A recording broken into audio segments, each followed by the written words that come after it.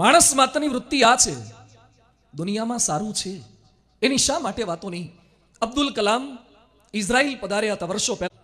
ઇઝરાયલની અંદર તેલ અવીવ એનું કેપિટલ, ત્યાં કલામ સાહેબ ઉતર્યા હતા અને થોડેક દૂર એક હોટલ પાસે પેલેસ્ટાઇન દેશે બોમ્બ બ્લાસ્ટ કર્યો. ઇઝરાયલના કેટલાક માણસો મરી ગયા. કલામ સાહેબે વિચાર કર્યો કે આવતીકાલે ન્યૂઝપેપરની અંદર ઘટના આ હશે કે પેલેસ્ટાઇન વાળા ઇઝરાયલમાં ધડાકો કર્યો અને આટલા માણસો મરી ગયા. કલામ સાહેબે ઇઝરાયલનું ન્યૂઝપેપર ખોલ્યું તો ફ્રન્ટ પેજ ઉપર આતંકવાદના સમાચાર નહોતા.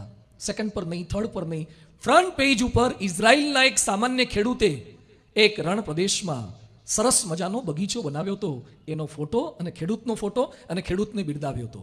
અને પાંચમા પાના ઉપર અંદરના ભાગની અંદર એક નાનકડા સમાચાર કે પેલેસ્ટાઇન વાળાએ બોમ્બ બ્લાસ્ટ કર્યો અને આપણા આટલા માણસ મૃત્યુ પામ્યા છે. કલામ સાહેબ પોતાની બુકમાં નોંધે છે કે આ જ ઘટના જો મારા ભારતમાં બની હોત તો